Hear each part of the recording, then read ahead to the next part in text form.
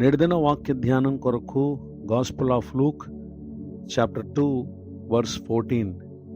లూకాసు వార్త 2వ అధ్యాయము 14వ వచనంలో రాయబడిన వాక్యాన్ని చదువుకుందాం.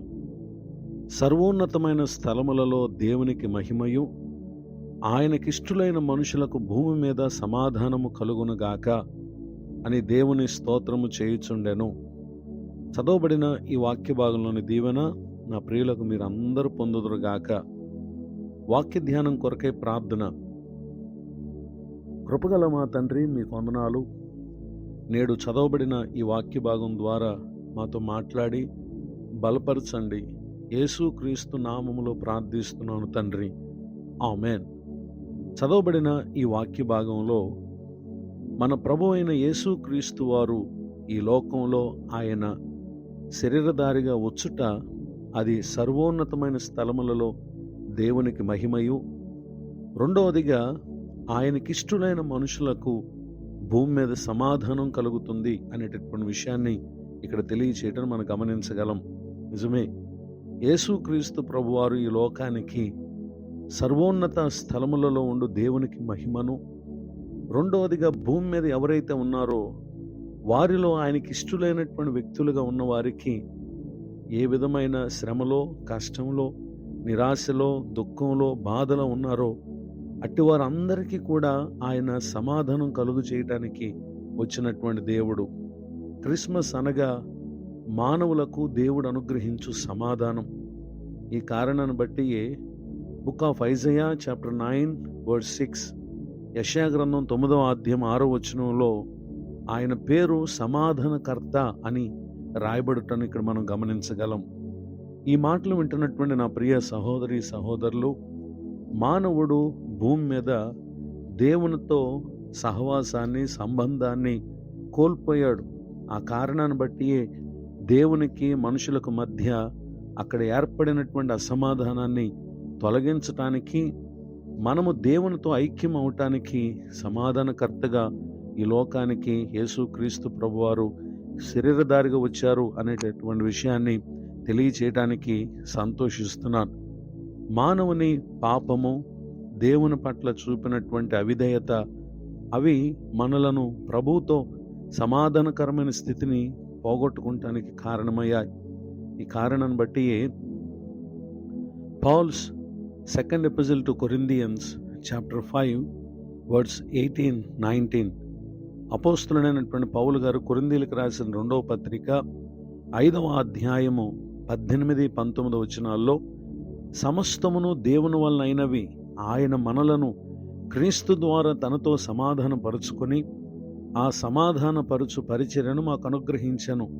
అదేమనగా, దేవుడు వారి అపరాధములను వారి మీద మోపక క్రీస్తునందు లోకమును తనతో సమాధానపరుచుకొనుచు ఆ సమాధాన వాక్యమును మాకు అప్పగించెను. ఈ మాటలు వింటున్నటువంటి ప్రియ సహోదరి సహోదరులు, మన అపరాధములను దేవుడు మన మీద మోపితే వాటి వలన మనం నశించిపోవారంగా ఉంటాం.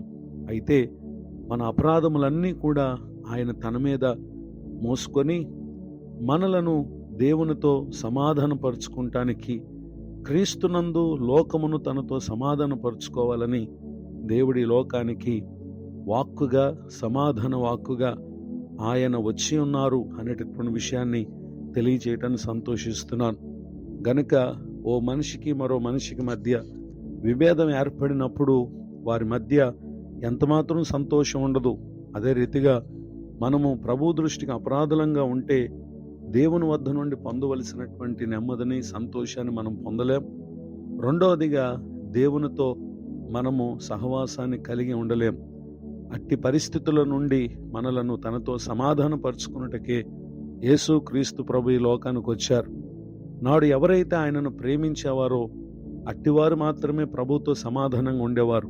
అయితే యేసుక్రీస్తు ప్రభు రాక ద్వారా ఎవరైతే ఆయనను వ్యతిరేకించి విరోధంగా ప్రవర్తించారో అట్టివారి సహితము ఆయన యొద్దకు వచ్చుటకు పరిశుద్ధాత్మ దేవుడు మన ప్రభు అయిన యేసుక్రీస్తు ద్వారా మనకి గొప్ప భాగ్యాన్ని అనుగ్రహించారు అనేటటువంటి విషయాన్ని తెలియచేయడానికి సంతోషిస్తున్నాను. గనుకనే దేవుని యొక్క వాక్యం తెలియపరుస్తున్న మాట, ఎపిజిల్ టు హీబ్రూస్ చాప్టర్ 10 వర్డ్స్ 21, 22, 23.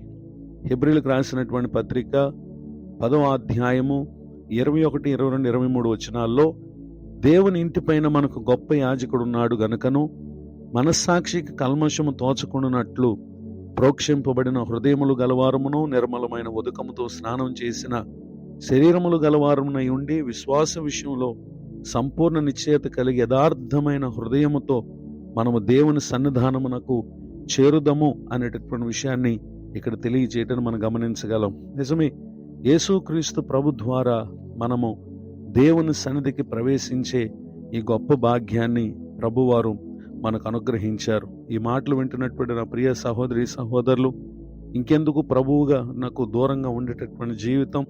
ఆయనే మనలను తనతో సమాధానం కలిగిన వారుగా ఉండటానికి చేసిన ఈ రక్షణ కార్యాన్ని జ్ఞాపకం చేసుకుంటూ హృదయములో ఆయనను చేర్చుకుని, ఎందరైతే ఒకప్పటి మనము వెనుకబడిన పరిస్థితిలో ఉన్నట్లుగా నేను కనపడుతున్నారో అట్టి వారందరికీ మాదిరిని కనపరుస్తూ సమాధానం పొందుతూ సమాధానాన్ని ఇతరులకు తెలియజేస్తూ దేవుని రాజ్యానికి వారసులమగుటకు తిరిగి మనల్ని తీసుకుని వెళ్ళటానికి రాబోతున్న యేసుక్రీస్తుని ఎదుర్కొనేటటువంటి విశ్వాస స్థితిని కలిగి ఉండటానికి పరిశుద్ధాత్మ దేవుడు తోడే నడిపించునుగాక. ఆమేన్. ప్రార్థన. కృపగల తండ్రి, మీకు వందనాలు. నేడు విన్న ఈ మాటల ద్వారా మాకు మీతో సమాజంతో సమాధానాన్ని కలుగు చేయడానికి వచ్చిన మీ కృతజ్ఞతలు. దైవజనులను, వారి కుటుంబాన్ని, సేవా పరిచయను దీవించండి. కృంగిన వారిని, దుఃఖితులను, వేదనలో ఉన్న వారిని జ్ఞాపకం చేసుకుని ఆదరించండి. నూతన సంవత్సర దయాకిరీటాన్ని దినం పొందిన మా ప్రియులను దీవించండి. కృపాక్షేమలు ప్రతి ఒక్కరికి అనుగ్రహించి మేలు కలుగు చేయమని యేసుక్రీస్తు నామములో ప్రార్థిస్తున్నాను తండ్రి. ఆమేన్. తండ్రి, కుమార, పరిశుద్ధాత్మ దేవుడు తోడే నడిపించునుగాక. ఆమేన్.